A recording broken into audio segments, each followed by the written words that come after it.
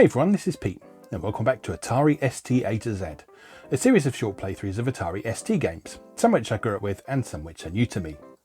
Today is one of the latter. Today we're taking a look at Z-Out, or possibly Z-Out. This was a 1990 release for Amiga and Atari ST, developed and published by Rainbow Arts. It's the sequel to Crossout, which we saw a few episodes back, and it added two-player cooperative play to it. Now, back when this was originally released in 1990, it was praised for its impressive visuals, which featured a palette switching technique that allowed 24 colours on screen rather than the usual 16, but it was also criticised for its relative unoriginality. This was very much a period where shoot-em-ups were kind of falling a bit out of favour on the home computer platforms in favour of more complex games, strategy games, adventure games, all that sort of thing. Now these days, its predecessor Crossout is more fondly regarded, but as we saw a few episodes ago, Crossout has a few of its own problems as well. So it'll be interesting to see how Z-Out compares to it. So let's go take a look. Let's go play Z-Out. Okay, here we are with Z-Out, or Z-Out. A nice bit of digital title music here, instead of the chiptunes, the original. It's pretty neat. A game by Tobias Binczak. Copyright 1990-91, Rainbow Arts and Advantech Software. Okay.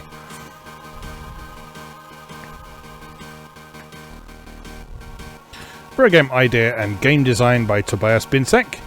Disk operation system and format by Uwe Bauer.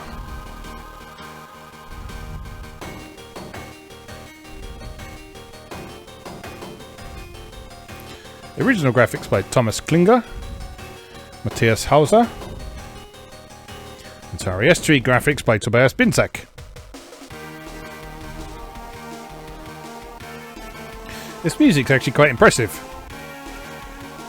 Title music composed by Chris Hulsbeck, that's why it's impressive. Realised on Atari ST by Jock and Hippel.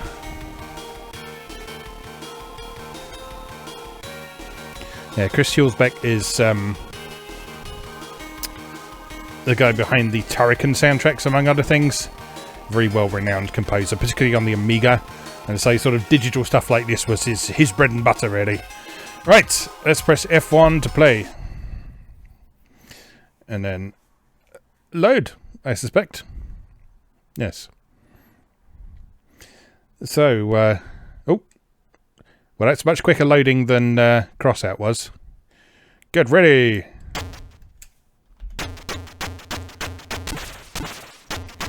There's a built-in auto-fire function. I very much appreciate that. You can just tap A on the keyboard and your ship will just fire without you needing to press the fire button. Oops. Get ready.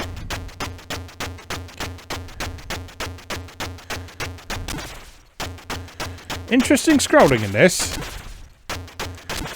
because you'll notice as you're towards the bottom of the screen, it sort of continuously goes up or down, depending on where you are, rather than just sort of you push up and you go up. That's kind of interesting, because it means you have to make gradual changes in altitude rather than just sort of suddenly zipping up and down.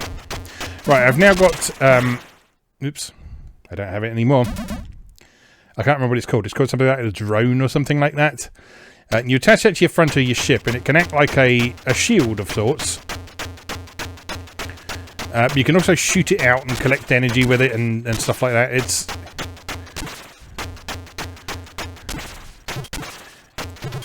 kind of a bit R-Type 4C, I guess. These things take a lot of damage.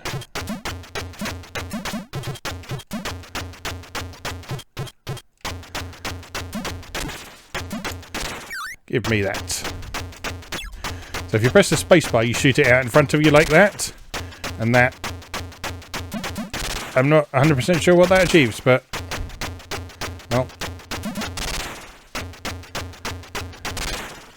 Well, I guess it sort of blocks enemies that are coming your way. So you can use it kind of like a battering ram, I guess. Oh no! So many bullets. Not that many bullets, actually. But I still ran into them because I'm incompetent.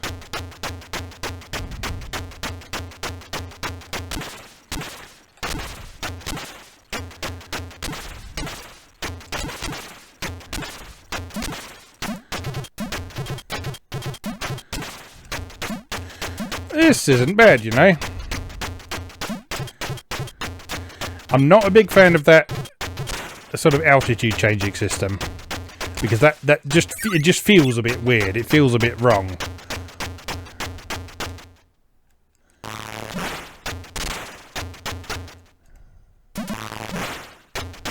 Oh yes, you can hold down the fire button to do a beam attack as well, but you have to... That stops you doing normal... Oh no! That stops you doing normal shots while you're firing, while you're charging that, so... I guess that's probably a good way of dealing with the annoying things on the ground.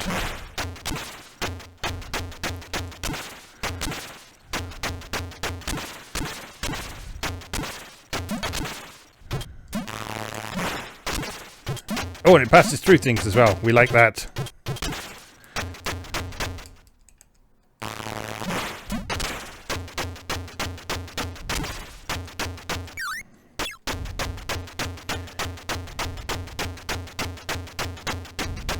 Yeah, this is not at all bad, you know.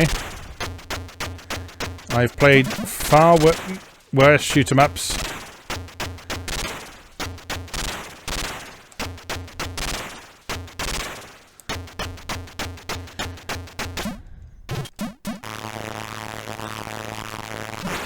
Oh, the thing blocks bullets as well. Genius.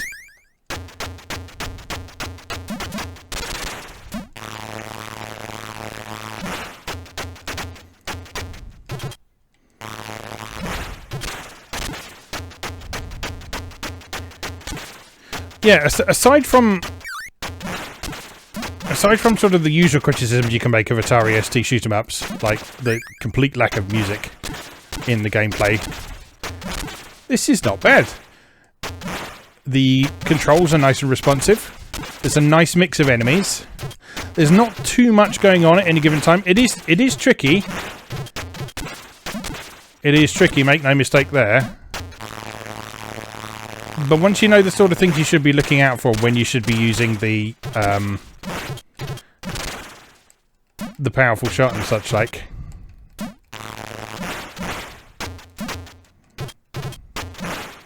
Yeah, actually quite a lot to like here. In fact, so far, I mean, I know it's relatively early in my time with this game so far, but so far, I think I'm actually liking this more than Crossout. That may well be absolute sacrilege to some, I'm sure, but...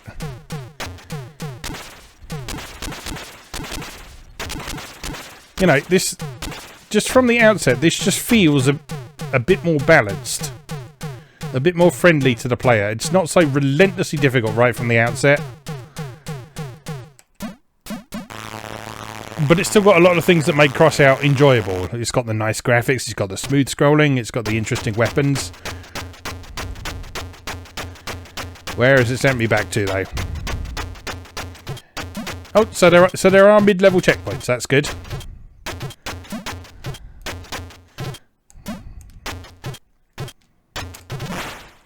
Oh. Press fire to continue. I certainly will. Is that going to put me back to the beginning of the level, though? Yes. Well, that's only fair, isn't it?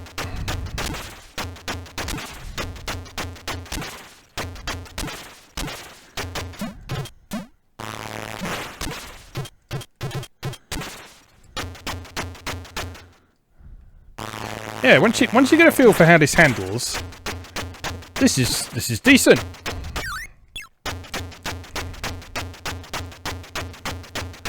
I like the drone thing. That's cool.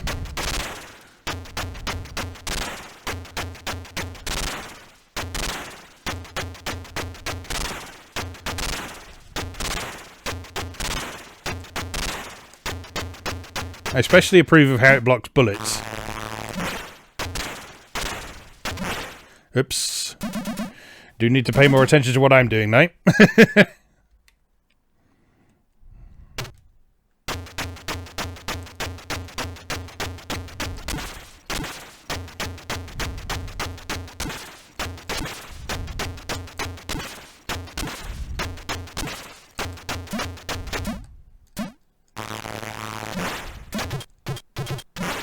Oh, piss.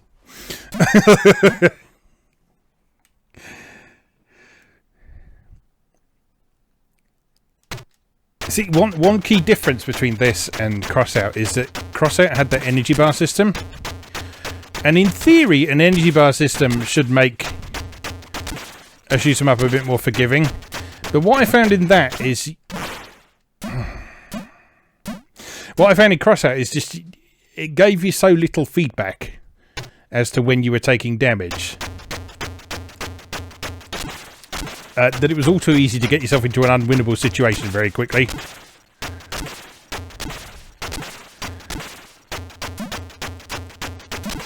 Whereas in this, yes, you get hit, you die. But you know why you died. You know why that happened.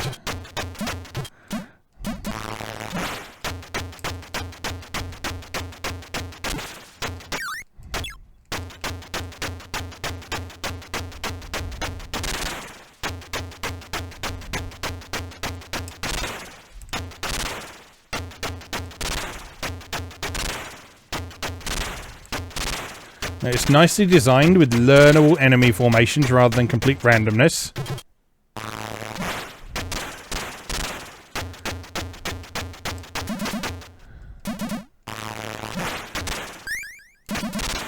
There's some clear design conventions to bear in mind.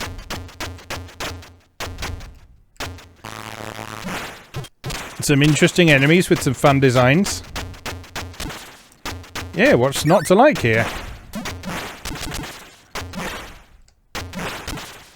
Power-up weapons are fun too. And I appreciate the fact that you don't have to sort of pre-choose all your weapons in this. That was a cool idea in Crossout, but I just don't think it really worked in that game.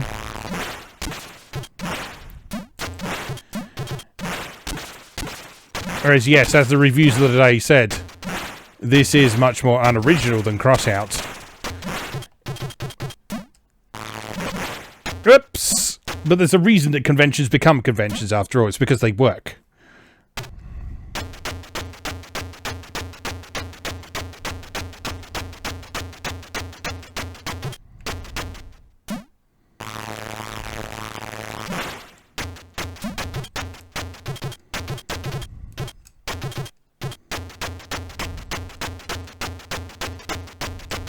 Oh, no.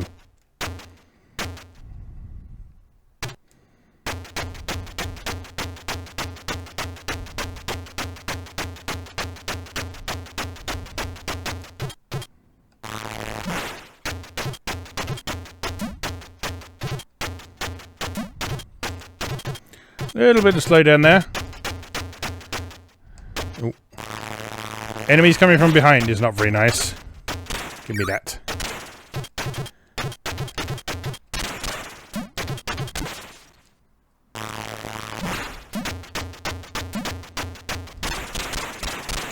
Oh, I see. So the first power-up you pick up, regardless of what it is, gives you the drone. Oh no. And then after that, if you pick up more power-ups, that's when you get the extra weapons. Alright, let's have another go at that.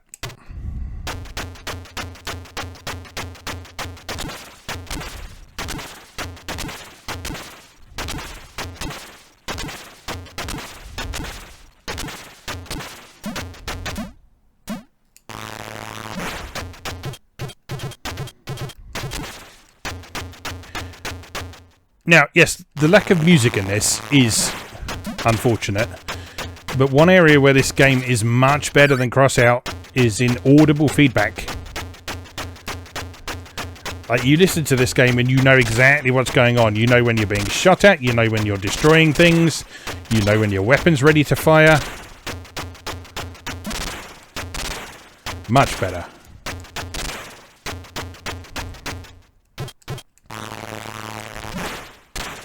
Yes, one would argue that a true master of the ST would be able to do music and sound effects without any problem. But given a choice from a gameplay perspective, I think having some clear, audible feedback is preferable.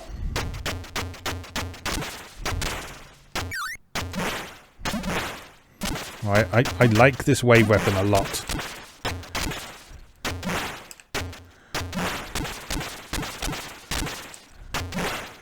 It's fun to use.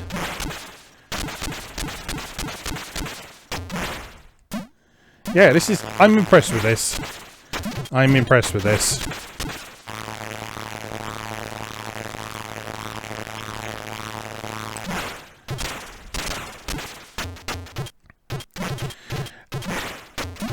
And I'm kind of a little bit surprised that this doesn't seem to be sort of regarded quite as fondly as Crossout is. Because it's just better. From a modern perspective, anyway. Like I say, I can sort of see why... I can sort of see why it came in for some criticism when it first came out. Because it is quite unoriginal. There are lots of other shoot-em-ups that do what this game is doing.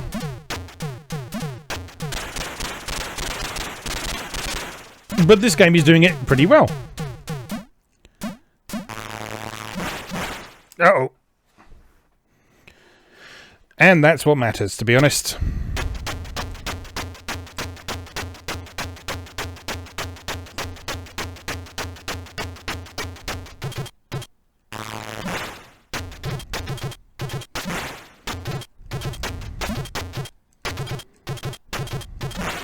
Oh no. Shouldn't have bothered with the charge shot there.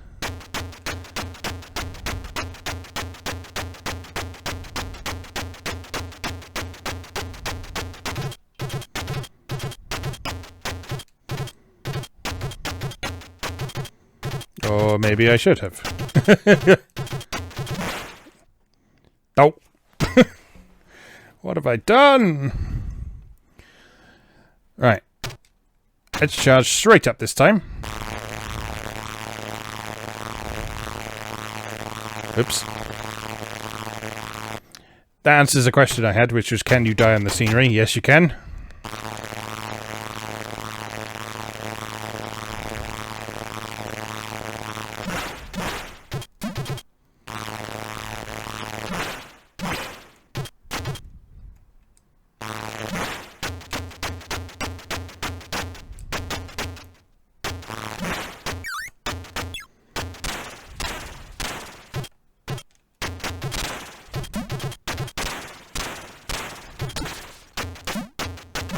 No! Oh, as with most shoot-em-ups of this type, it's tricky to get past a certain point without your power-ups.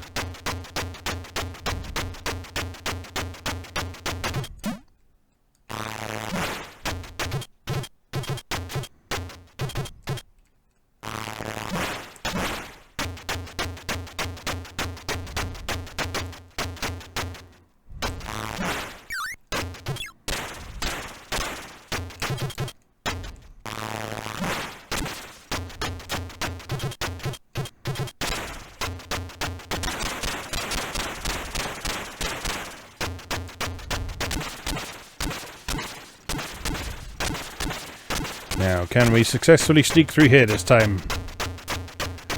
Watching out for bullets.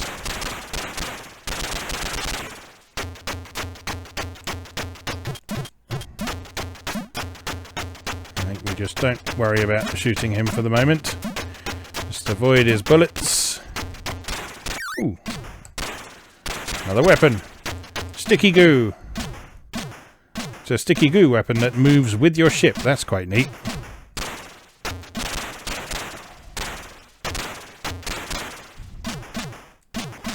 One interesting thing I spotted in this, from a scan of the manual, is that when you're playing the two-player mode in this, which is simultaneous two-player, it actually puts in less of the power-up weapons in order to balance the game.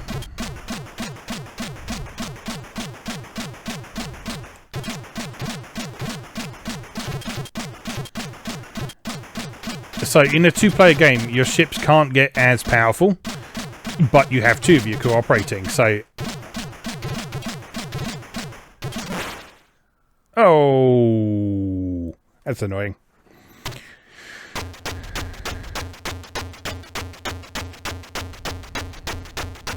Where are we going from? Bug things.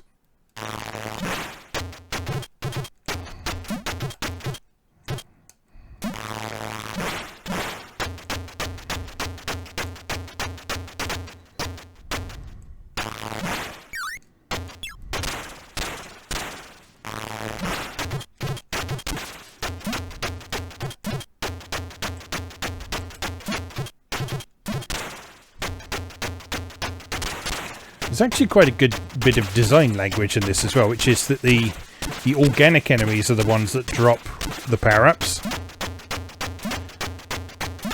whereas the mechanical stuff are the ones you have to worry about firing barrages of bullets at you. Yeah, the more I play this, the more I like it. Oh no, I didn't get the sticky goo. And I wanted the sticky goo.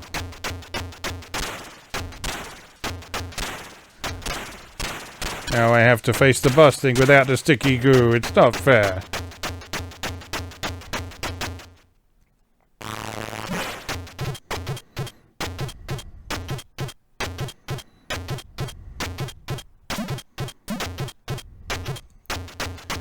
Right. Pay attention to bullets. Can we fire through all the other stuff? No, we can't. That's unfortunate. Carefully. Shoot. No, just die. Well. It's difficult. But it's good. I'm pleasantly surprised with that. I think we'll leave that there for today because you get the idea of what the first level looks like. But yeah, I'm very pleasantly surprised and impressed with that. After sort of feeling a little bit let down with Crossout, I like that a lot more. So yeah, good stuff. Anyway, that was Z Out for Atari ST. As always, thank you very much for watching, and I'll see you again next time.